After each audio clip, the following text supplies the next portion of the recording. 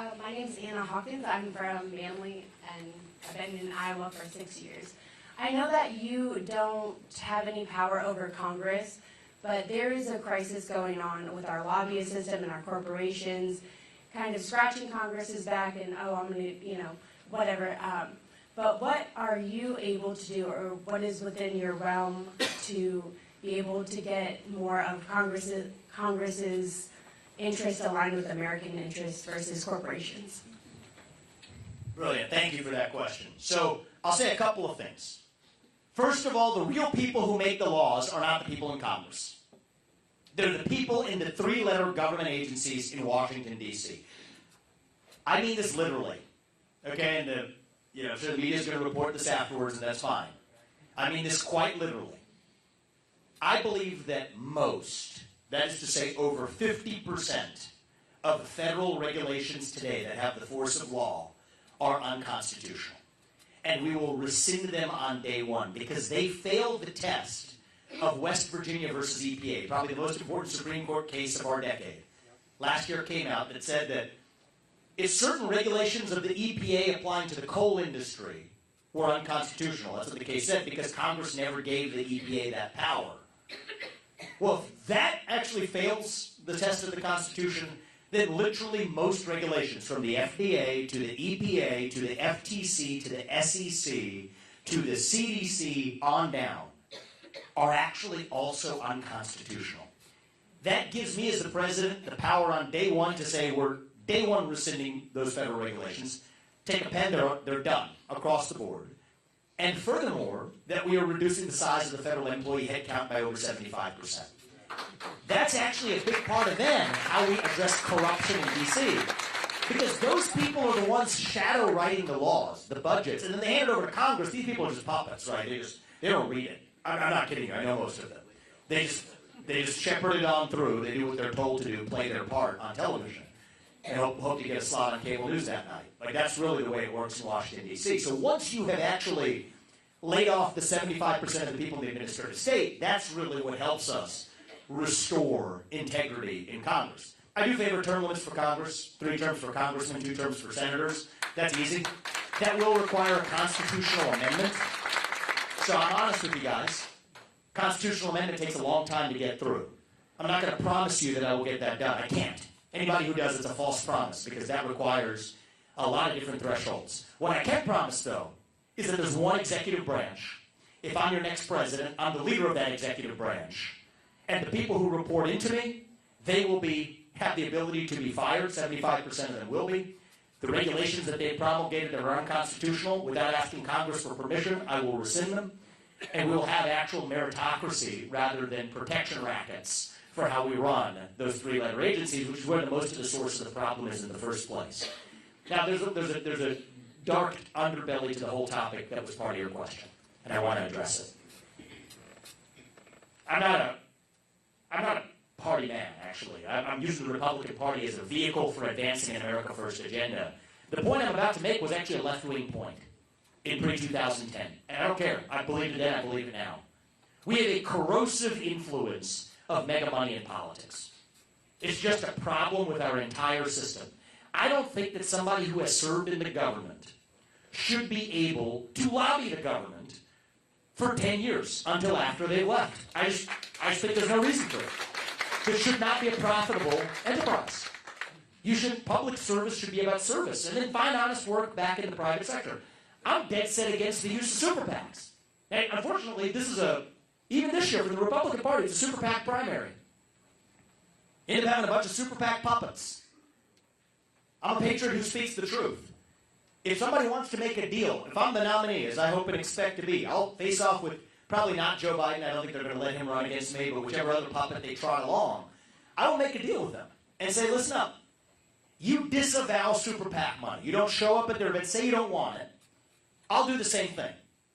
See, the left used to say that in the pre-2010 era. Corporations aren't people. Well, now they've quietly gone the other way.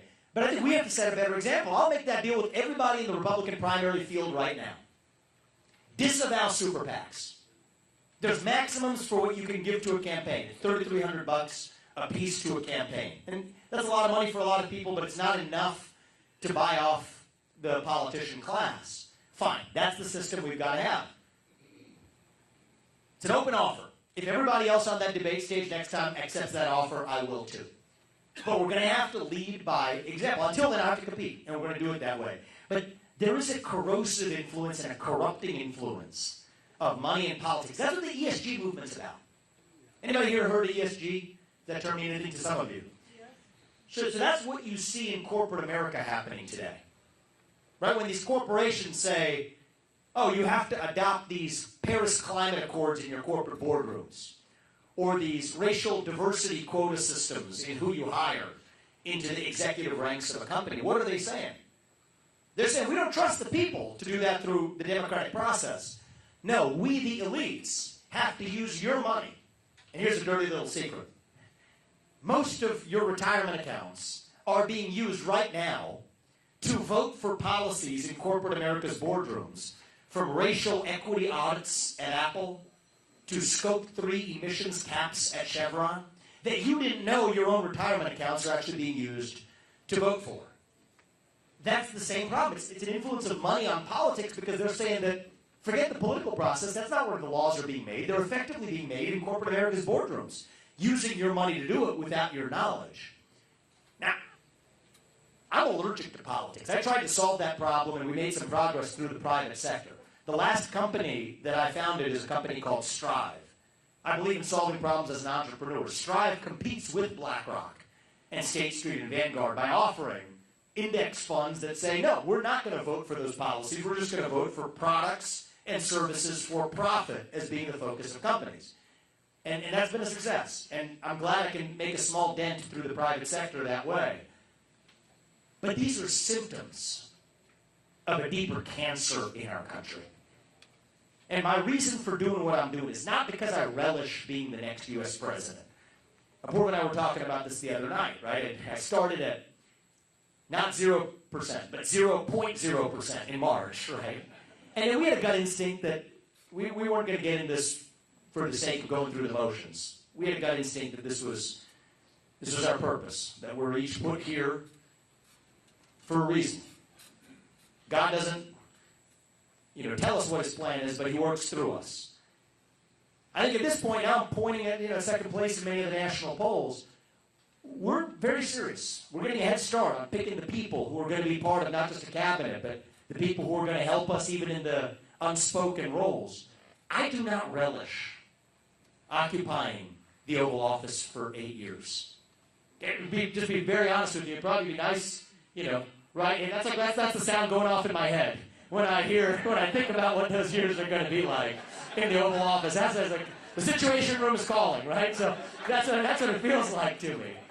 And I'm just be very honest with you guys. I've lived the full American dream. It'd be nice to ride around on Air Force One, sure it is, but it's not that much of an upgrade from what I do for the last couple of years in my life. Okay, this is a matter of service of what we're going to do for the next 8 years for the country. And I do think we have an opportunity to do in 2024 what Ronald Reagan did for this country in 1980.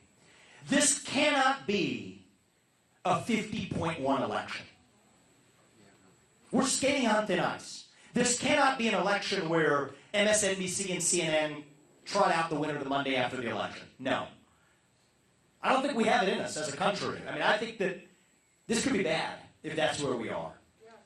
This has to be a moral mandate. A landslide minus some shenanigans is still a landslide, okay?